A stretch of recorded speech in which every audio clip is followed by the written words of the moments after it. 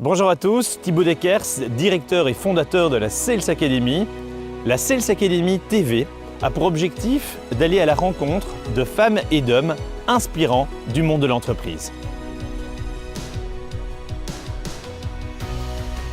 Les principaux facteurs de motivation en entreprise évoluent. Aujourd'hui, les salariés, tout âge confondu, tendent vers le même idéal, se sentir utile au travail et soutenir les valeurs auxquelles ils tiennent. Pour en avoir conscience, encore faut-il savoir qui on est. Il est infographiste dans une agence de communication. Il est devenu champion de Belgique d'apnée. Qui suis-je? Où vais-je? C'est au fond de l'eau qu'il trouve les réponses à ces questions. Partons à la rencontre de Cédric Bourgault.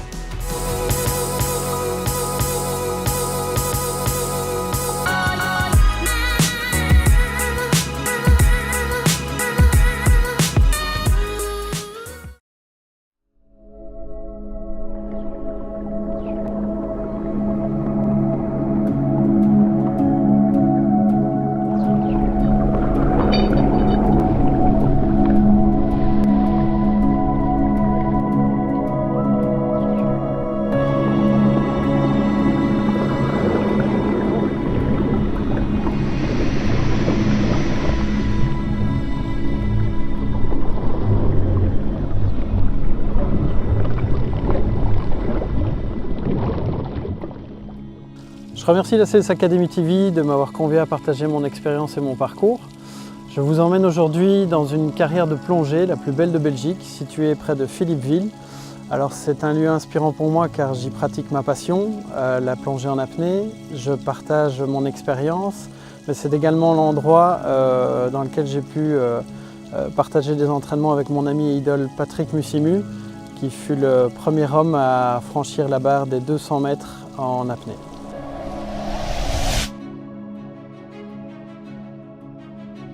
Issu de la génération Grand Bleu, j'ai découvert l'apnée sur le tard. C'est après un long break au niveau sportif que j'ai été convié à un baptême de plongée bouteille.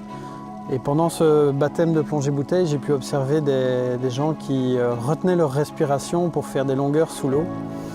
Et là, ça a été un peu un véritable déclic en fait, puisque je cherchais vraiment à sortir un peu de ma zone de confort, à retrouver un aspect plus performance et plus exigeant pour retourner, en tout cas rechercher, retrouver une certaine les capacités de mon corps, découvrir mes capacités et être mieux à l'écoute de moi-même.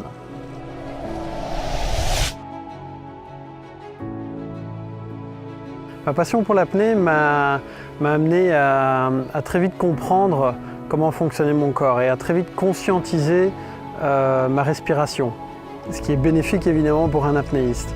Mais cette conscientisation de la respiration au travers de différents exercices m'a permis aussi une meilleure gestion du stress, une gestion du stress qui est quotidienne dans une vie qui va vite, mais également dans la gestion du stress au boulot par rapport à notamment des deadlines ou alors des clients très oppressés.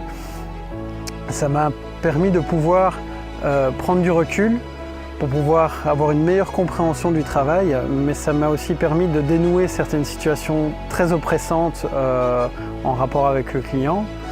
Et d'un point de vue plus positif, ça m'a permis également d'avoir donc une meilleure écoute de moi-même, et donc qui dit écoute de moi-même, une meilleure écoute des autres, et donc une meilleure écoute du client ou de la personne que j'ai en face de moi.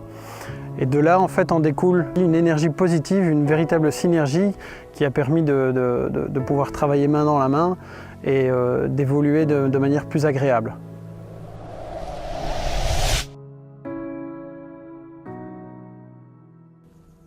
L'apnée est un sport extrême. Comme tous les sports extrêmes, il répond à beaucoup d'exigences, que ce soit au niveau sécurité ou au niveau physique. Le monde professionnel répond évidemment à énormément d'exigences, souvent oppressantes.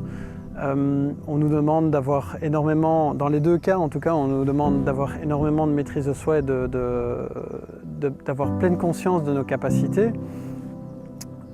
Ça demande une extrême discipline, Mais souvent, cette discipline peut être néfaste.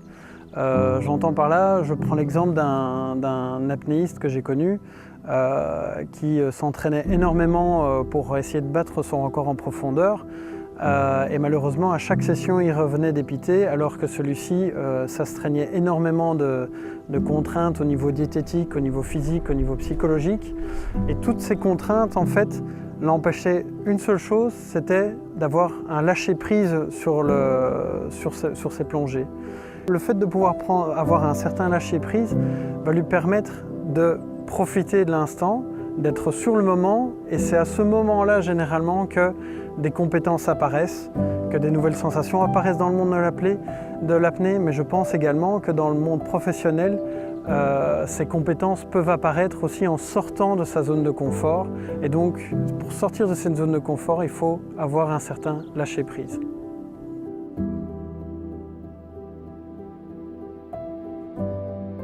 Malgré que ce soit deux domaines extrêmement différents, ma vie de graphiste, ma vie professionnelle de graphiste et ma vie d'apnéiste en tant qu'apnéiste passionné, malgré qu'il y ait de grandes différences, elles sont quand même en relation, puisque mon métier de graphiste m'a permis en tout cas de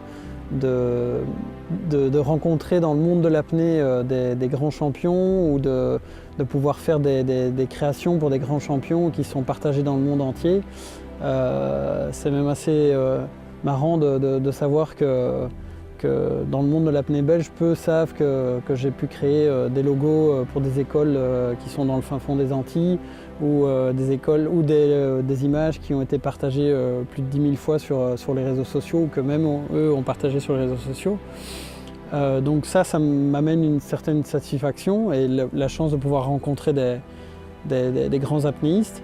Et d'autre part, en fait, le monde de l'apnée m'a permis de vivre pleinement en fait, un certain contact humain qui me manque au niveau professionnel, puisque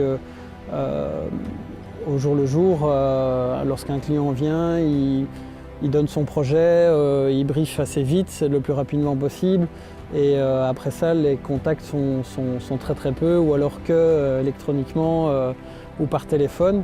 Tandis que dans le monde de l'apnée, en fait, là, en tant que coach, en tant qu'instructeur ou même simplement apnéiste passionné, ça me permet de rencontrer des gens, d'être beaucoup plus proche d'une certaine sincérité et de vivre avec eux une sorte de synergie, de découverte de soi qui est très important pour moi dans ma vie de tous les jours.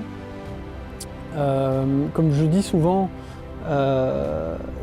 pour terminer, en fait, l'idée c'est que l'apnée est un sport extrême très introverti, ou en tout cas donne l'air d'être très introverti, mais qui ne peut évoluer que dans l'extraverti, c'est-à-dire dans le partage des compétences, dans le partage de l'expérience.